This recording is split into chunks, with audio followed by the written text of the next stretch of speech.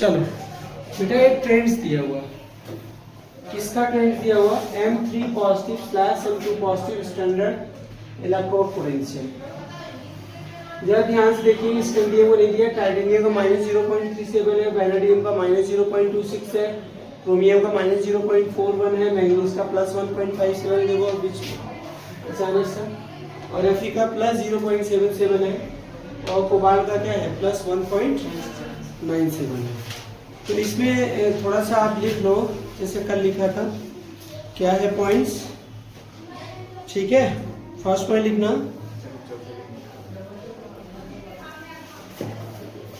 किसी का लो क्यों है, किसी का हाई क्यों है, वो चीज देखेंगे हम। कुछ लिखवा रहे थोड़ा सा आपको लिखना, फर्स्ट पॉइंट लिखना, इसमें समझना बेटा क्या है। देखो किसकी किसकी वैल्यू लो है, किसकी किसकी वैल्यू लो है, आप देखिए क्रोमियम का है, टाइटेनियम का है, वैनेडियम का है, इनकी वैल्यू लो है। तो स्कैंडियम का भी लो है, दिया नहीं यहाँ पर, क्योंकि स्कैंडियम Sc3 पॉजिटिव स्टेट में क्या होता है, मोर स्टेबल होता है। यहाँ पे क्या है बेटा +3 ऑक्सीडेशन स्टेट है, क्या है आपका +3 से +2 में चेंज हो रहा है, रिडक्शन हो रहा है, समझ आएगी नहीं बात। तो स्कैंडियम का इस सबसे ज्यादा नेगेटिव है, वैल्यू यहाँ नहीं दी गई है, आएगी ना बात। अच्छा किसका पॉजिटिव है, मैग्नीज का सबसे ज्यादा, मैग्नीज का पॉजिटिव है, सबसे ज्यादा कोबाल्ट का, हाँ कोबाल्ट का है, मैग्नीज का भी पॉजिटिव है, फिर उसके बाद आयरन, फिर आयरन का भी पॉजिटिव है।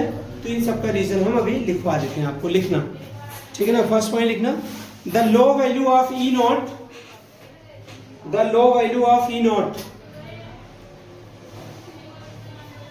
For Sc3 positive slash Sc3 positive, बेटा ऐसे लिखना, Sc3 positive slash Sc2 positive couple is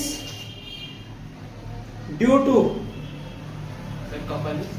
couple is due to stability of Sc3 positive ions, due to stability of Sc3 positive ions which has a noble gas configuration, which has a noble gas configuration.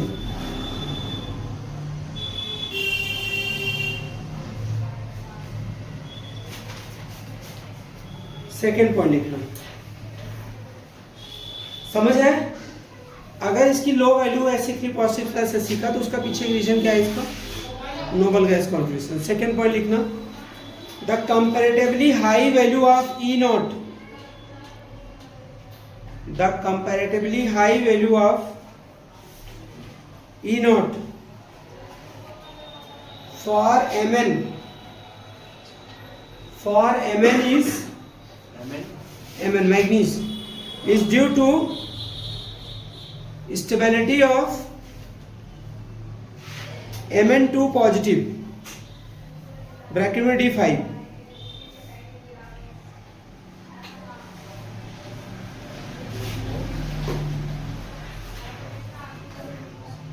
which has half filled 3D subcell, which has half filled 3D subcell। Next point बेटा,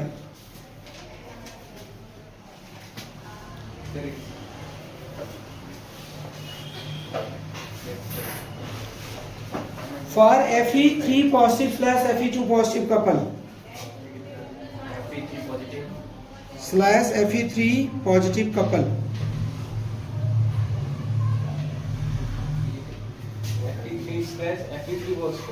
हाँ जी, Fe3 positive slash Fe2 positive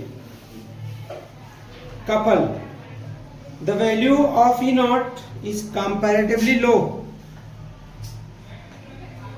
the value of E naught is comparatively low because Fe3 positive has extra stability, D5 configuration,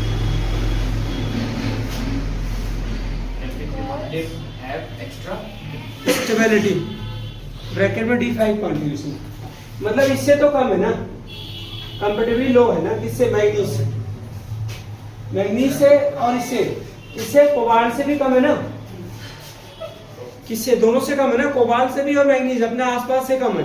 तो इसका क्या है, Fe3 positive state में क्या होगा बताइए? 3d5 कॉन्फ़िगरेशन होगा ना, एक्स्ट्रा स्टेबिलिटी, इसलिए प्लस 35 है। हाँ, Fe3 पॉजिटिव में 3d5 होता है। समझ आई ना बात? और Mn2 पॉजिटिव ज़्यादा स्टेबल होता है, इसलिए इसकी वैल्यू क्या होती है? बहुत ज़्यादा हो जाती है। समझ आएगी नहीं बात? क्या हो जाती है? बहुत ज़्यादा हो जाती है। अब बेटा आप क्वेश्चंस लिख लो इसके सारे। क्या लिखना है आपको? क्वेश्चन सारे लिख लो जो इस पर बेस्ड क्वेश्चन पूछे जाते हैं। हाँ, इतना ही था। हाँ, इलेक्ट्रोड पोटेंशियल। बेटा क्वेश्चन लिखो, क्वेश्चन आंसर बोलो।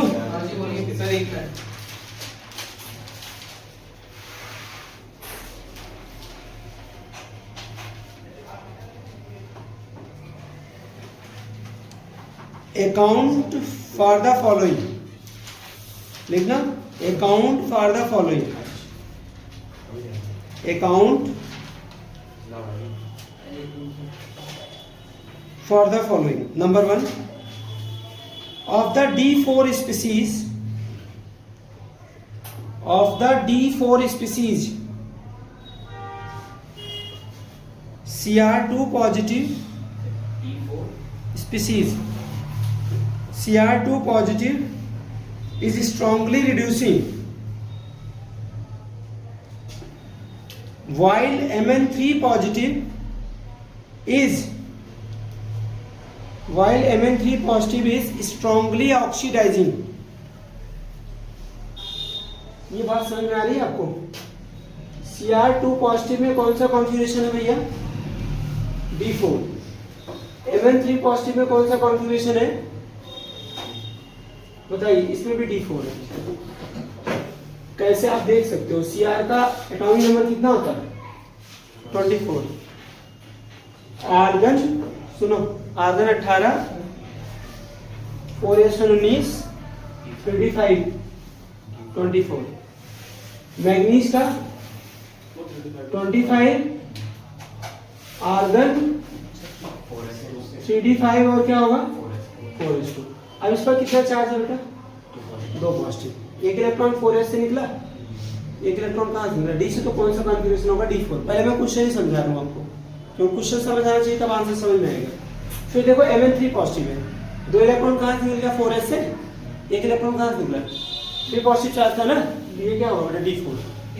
ये कहा जा रहा है कि Cr2 पॉजिटिव रिड्यूसिंग है और Mn3 पॉजिटिव ऑक्सीडाइजिंग। इसका आंसर करना, इसका आंसर करना अभी बताइए, ठीक है ना?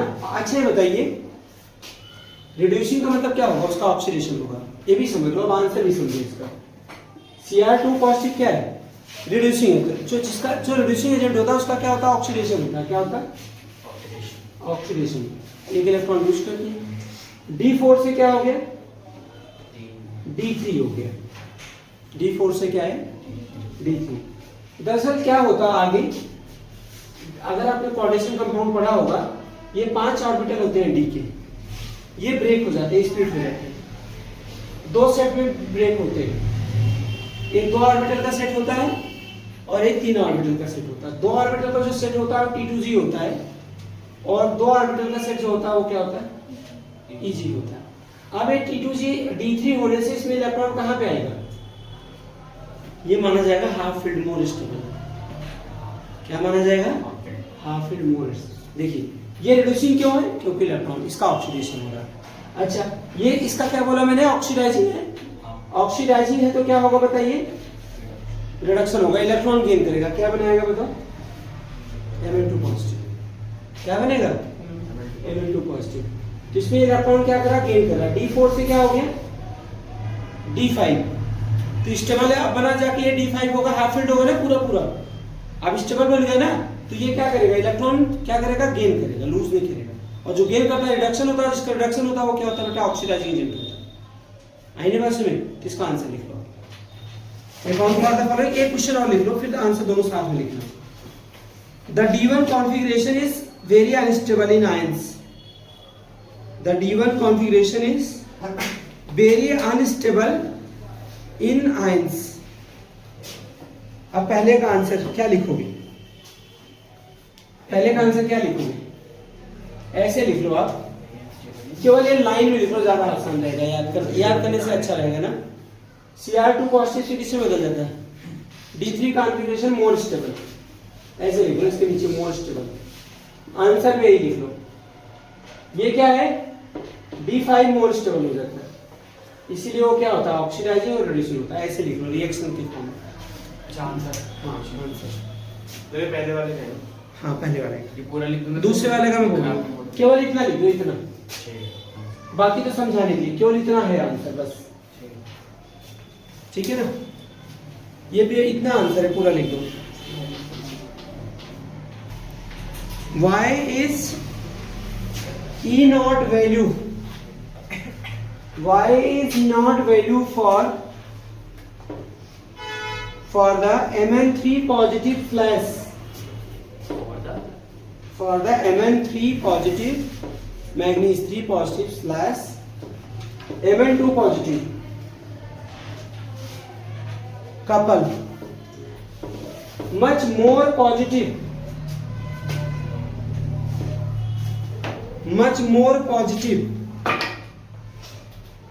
than that for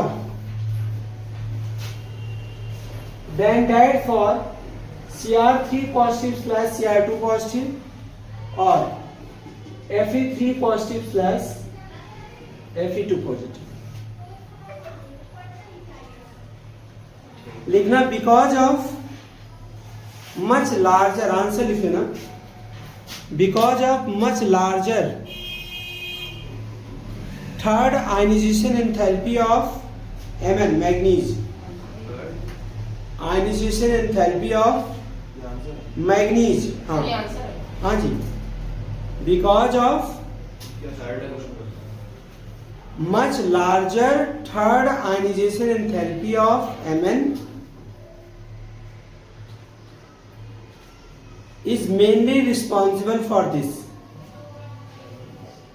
is mainly responsible for this। हो गया? अगला क्वेश्चन बेटा,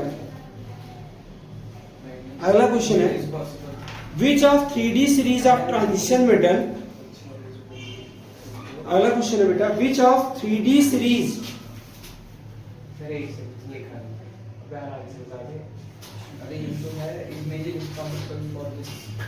which of the 3D series, चलो ये क्वेश्चन तो लिखवाना नहीं था, फिर भी लिख दिया, काट दूं? लिख दिया।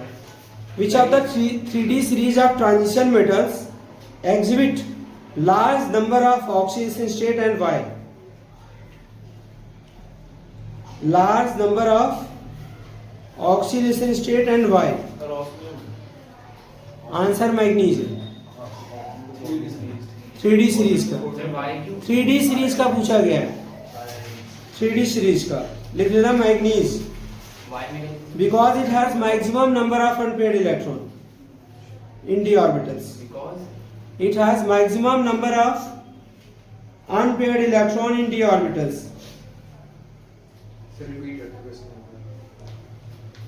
which of 3D series of transition metals exhibit the largest number of oxidation state and why? Largest number of oxidation state and why? Answer क्या होगा?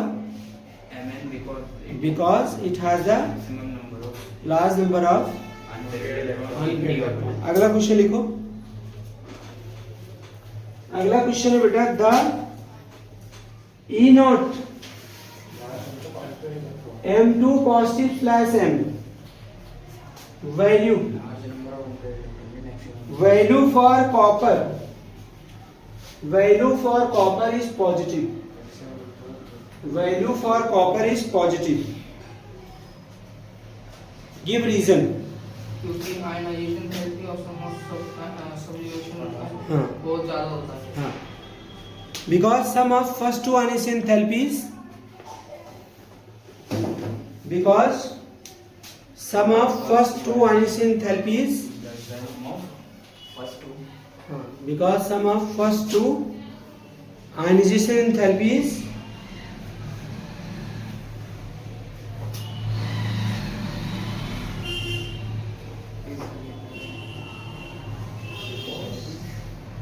overcome to the hydration enthalpies. Overcome to the hydration enthalpies. Overcome to hydration enthalpies. Next question लिखो.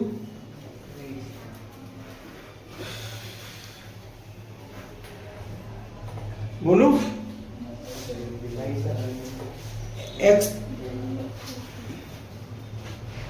बोलो. Explain why Cu1 positive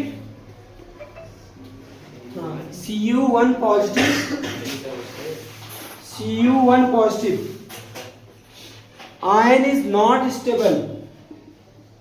Ion is not stable in aqueous solution.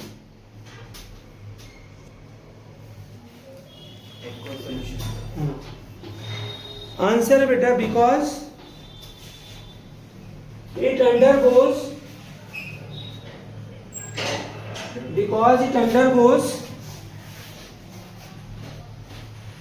disproportionation. इसका disproportionation हो जाता है. 2Cu positive plus यहाँ पर disproportionation Cu2 positive plus Cu solid. कैसे पता लगा डिस्प्रोपोर्शनल? यहाँ पे इसका ऑक्सीजन शेड क्या है? +1. +1 से क्या हो रहा है? +2. और +1 से क्या हो रहा है? 0. एक ही एलिमेंट का ऑक्सीडेशन भी हो रहा है, एक ही एलिमेंट का क्या हो रहा है? रिडक्शन हो रहा है, इसीलिए ऐसा है. अगला क्वेश्चन लिखो. क्या हो रहा है? Because it undergoes disproportionation reaction. ये लिख लो, disproportionation reaction.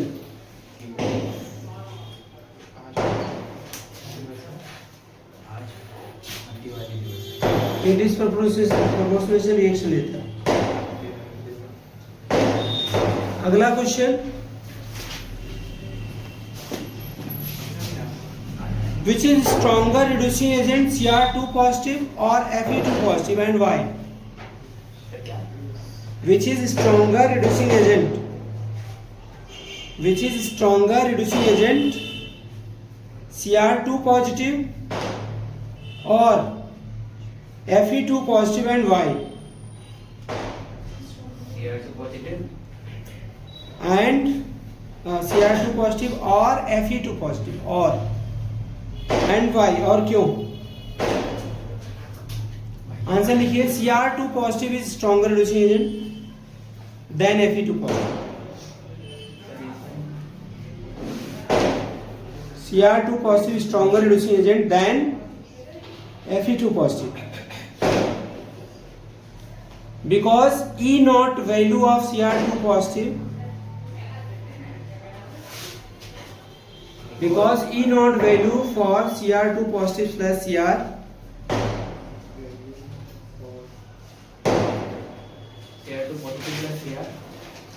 slash Cr is lesser as compared to E naught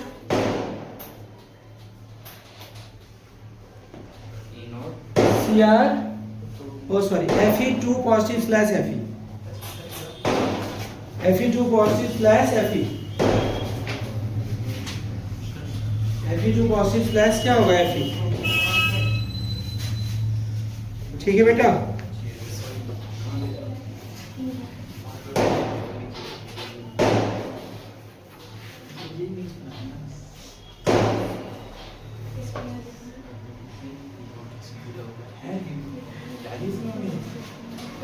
बस इतना ही. ठीक है ना. ये था लैपटॉप पोजीशन. इसके मोस्ट जो प्रॉब्लम क्वेश्चन पूछे जाते हैं वो आपको मैंने करा दिया. अब हेडिंग डालो बेटा. अब यहाँ से हेडिंग डालो आप. Magnetic behaviour. Next property. Electron potential कौन सा चल रहा था बेटा? Magnetic behaviour. अब 1-2 लाइन का होगा और सब क्वेश्चन होगा आगे ऐसे फटाफट. अब जो एटॉमिक एंड फिजिकल प्रॉपर्टीज होगी आपकी. Magnetic properties. ये बताइए मेटल्स जनरली कौन सी प्रॉपर्टीज शो करते हैं? पैरामैग्नेटिक, डाईमैग्नेटिक ना, और फेरोमैग्नेटिक. ठीक है ना। तो यहाँ मेनली जो है हम दो प्रॉपर्टी डिस्कस करेंगे, ठीक है ना। फेरो थोड़ा सा पैरामैग्नेटिक का क्या होता है बेटा, अपग्रेडेड लेवल होता है फेरो जो है, क्योंकि फेरो में नंबर ऑफ अनपेयर्ड इलेक्ट्रॉन क्या होते हैं, ज़्यादा होते हैं। आएगी बात में, सारे एलिमेंट फेरो नहीं होते, लेकिन हम ये बोलते हैं मोस्ट ऑफ द एलिमेंट, लिखा मैंने भी लिखा, लिखो most of the elements of transition element, heading डाल के, हाँ, most of the transition metals exhibit paramagnetic behavior, exhibit paramagnetic behavior due to the presence of the unpaired electron, due to the presence of unpaired electron, due to the presence of क्या होगा, unpaired electron, paramagnetic behaviour due to presence of क्या होगा, unpaired electron, magnetic properties, हाँ ठीक है ना, जो paramagnetic behaviour show करते हैं। मैं एक चीज थोड़ा सा आपको वर्बली बता दूं, जो पैरामैग्नेटिक सब्सटेंस होते हैं उनको एक्सटर्नल मैग्नेटिक फील्ड में रखते हैं तो वीकली अट्रैक्ट होते हैं, और जो डाई मैग्नेटिक सब्सटेंस होते हैं उनको एक्सटर्नल मैग्नेटिक फील्ड में रखते हैं तो क्या होते हैं, रिपेल हो जाते हैं। क्या होते हैं, रिपेल। जो डाई मैग्नेटिक सब्सटेंस होते हैं उनमें नंबर ऑफ अनपेयर्ड इलेक्ट्रॉन 0 होते हैं, क्या होते हैं, और जो पैरामैग्नेटिक सब्सटेंस होते हैं उसमें नंबर ऑफ अनपेयर्ड इलेक्ट्रॉन होते हैं, और फेरो में थोड़ा ज़्यादा होते हैं। बस इतना ही मैंने क्या बताया, समझ आया आपको, ठीक है ना। हमने एक पॉइंट, अब उसके बाद दूसरा पॉइंट इसके लिख देना, magnetic movement, magnetic movement of the substance of the ions or metal या ion calculated by the following formula, calculated by the following formula। इस फार्मूले से क्या करते हैं, हम कैलकुलेट करते हैं मैग्नेटिक मूवमेंट जो होता है बेटा, म्यू से रिप्रेजेंट करते हैं इसको, किससे, म्यू। म्यू इक्वल टू क्या होता है पता है, root n into N plus क्या होगा 2। इसकी यूनिट होती है बेटा बीएम, बोर मैग्नेटॉन। बीएम को क्या बोलते हैं, बोर मैग्नेटॉन। n क्या है, n क्या है, नंबर ऑफ अनपेयर्ड इलेक्ट्रॉन है, नंबर ऑफ क्या है, अनपेयर्ड इलेक्ट्रॉन। ये आपका नंबर ऑफ अनपेयर्ड इलेक्ट्रॉन, ठीक है ना। क्लियर हुआ कि नहीं क्लियर हुआ। Diamagnetic substance have 0 magnetic moment, magnetic substance have 0 magnetic movement, diamagnetic substance have 0 magnetic movement. जो डायमैग्नेटिक सब्सटेंस होते हैं वो क्या होते हैं, 0 मैग्नेटिक मूवमेंट होते हैं। आई बात समझ में नहीं आई,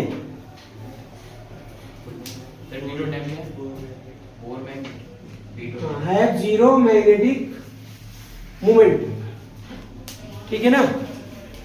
क्या होते हैं, 0 मैग्नेटिक मूवमेंट होते हैं। एन नंबर ऑफ क्या है, अनपेयर्ड इलेक्ट्रॉन, एन क्या है, नंबर ऑफ अनपेयर्ड इलेक्ट्रॉन। अब क्वेश्चन लिखो यहाँ पे, पहला क्वेश्चन लिखो, why is the most of transition metal ions are paramagnetic in nature. Why is most of transition metal ion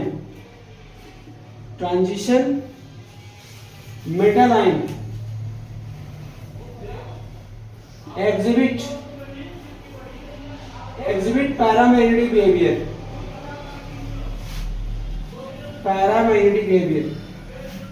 तो क्या होगा बेटा, due to presence of unpaired electron, due to presence of unpaired electron. ऐसा क्यों possible है? Due to presence of क्या होगा? Unpaired electron. ये आंसर हो गया ना आपका। अच्छा, अगला क्वेश्चन बेटा, question next, calculate the magnetic movement of di positive metal ion. Calculate the magnetic moment of di-positive metal ion. Have atomic number 25. Have atomic number 25. चलिए, आपको टाइम दिया सॉल्व करने के लिए। देखो बेटा, यहाँ पे जो मेटल है उसका एटॉमिक नंबर 25 है। पहले इसका कर लेते हैं, आर्गन और 4s2 3d क्या होगा? लेकिन करें डाई पॉजिटिव आयन है। कौन सा है? डाई पॉजिटिव मेटल आयन, मतलब इसका मेटल पर दो पॉजिटिव चार्ज है। आर्गन 3d5, 4s क्या होगा? 0, 2 इलेक्ट्रॉन निकल गए। डी ऑर्बिटल आप बना लो ऐसे, 1 2 3 4 हो गया। 1 इलेक्ट्रॉन, 2 इलेक्ट्रॉन, 3 इलेक्ट्रॉन, 4 इलेक्ट्रॉन, 5। क्या नंबर ऑफ अनपेड इलेक्ट्रॉन कितने? 5। अब मैग्नेटिक मोमेंट कैसे निकालेंगे आप? म्यू पड़ेगा 5 इंटू 5 प्लस 2, मतलब क्या होगा? रूट 35।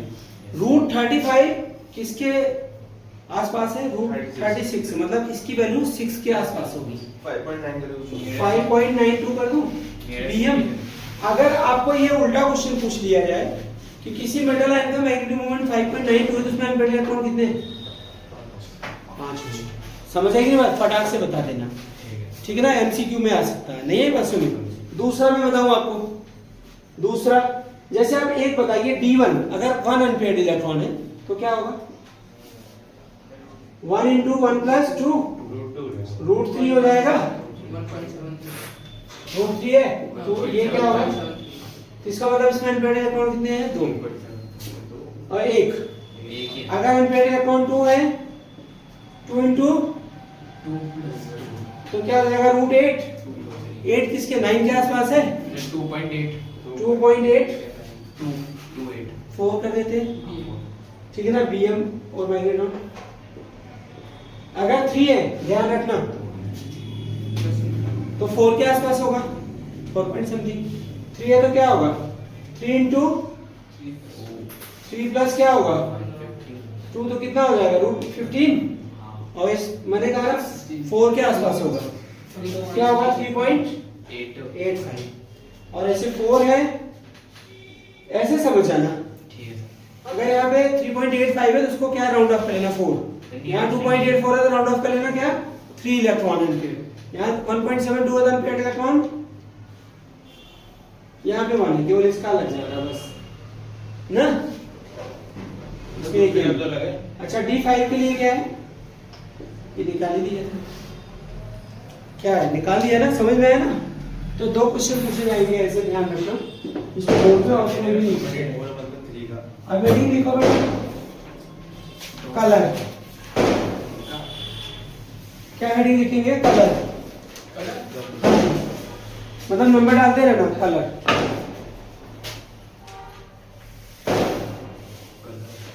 कलर में क्या लिखेंगे? लिखिए, transition metal ions and their compounds are coloured. Transition metal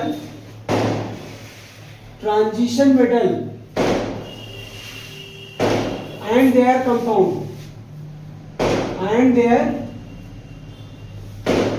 compound are colored due to बेटा DD ट्रांजिशन। ये अंडरलाइन कर लेना, यही लिखना, due to DD transition. D transition क्या होता है सुनो, जैसे ये डी ऑर्बिटल था, 5 डी ऑर्बिटल थे ना, 5 डी ऑर्बिटल थे, तो ये ब्रेक हो गए। सुनो ध्यान से, किसमें 2 सेट ऑफ ऑर्बिटल में ब्रेक हो जाते हैं। अब दोनों सेट में से इसको बोलते हैं इजी और इसको क्या बोलते हैं, ट्रिपली डिजेनरेट और डबली डिजेनरेट होता है या डी ऑर्बिटल होता है। यहाँ पे जो इलेक्ट्रॉन है, अगर इलेक्ट्रॉन यहाँ है उसको एनर्जी मिली, तो एनर्जी मिलके कहाँ पहुंच जाएगा, हाई एनर्जी में।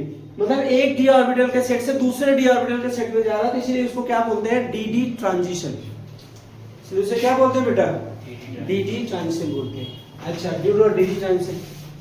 दूसरा पॉइंट है इसके अंदर लिखना, मेटल और मेटल आयन, मेटल और मेटल आयन हैव D0 और D10 configuration, D10 configuration are colourless.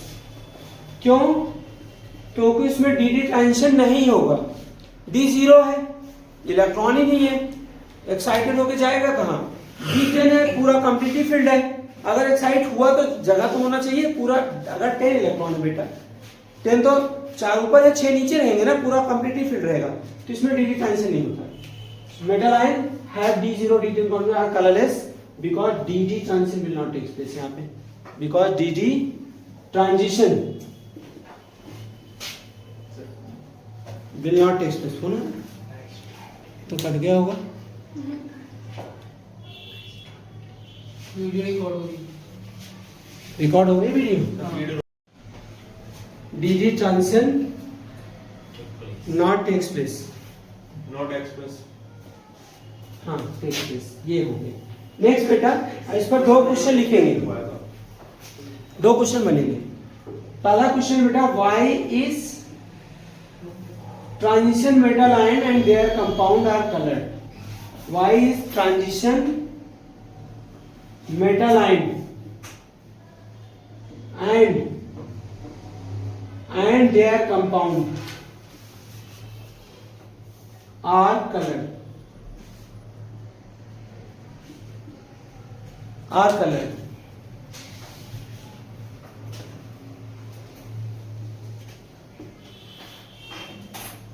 ये कलर क्यों?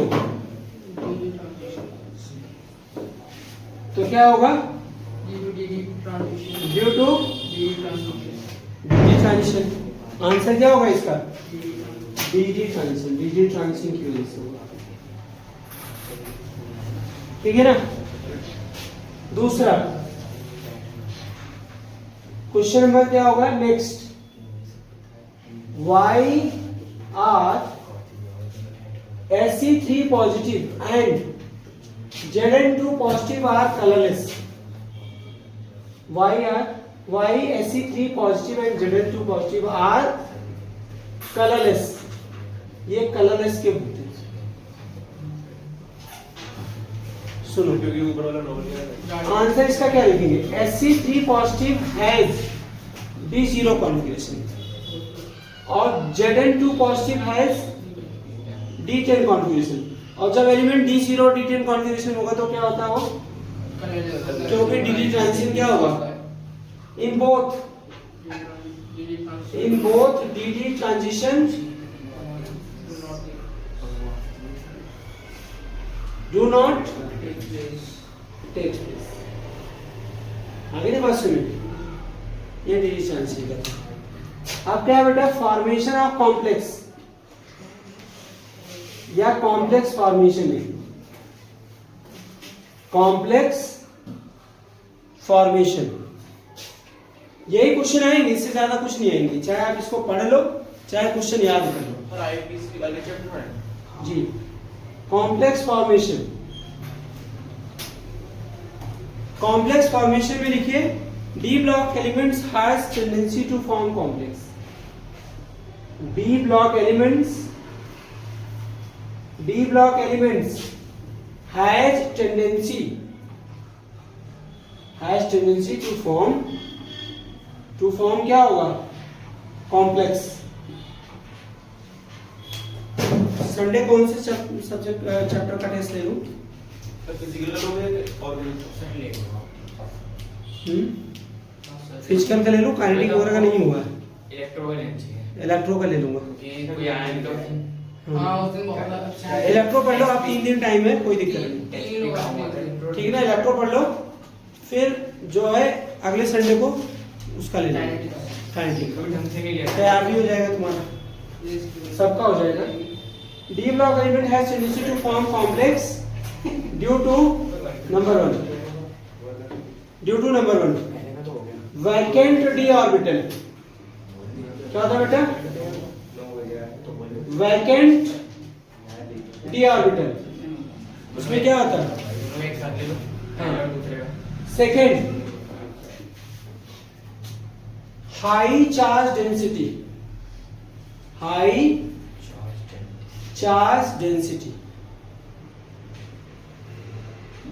इस पर एक क्वेश्चन पूछा जाता है बस, why the D block elements have tendency to form complex, why is the D block elements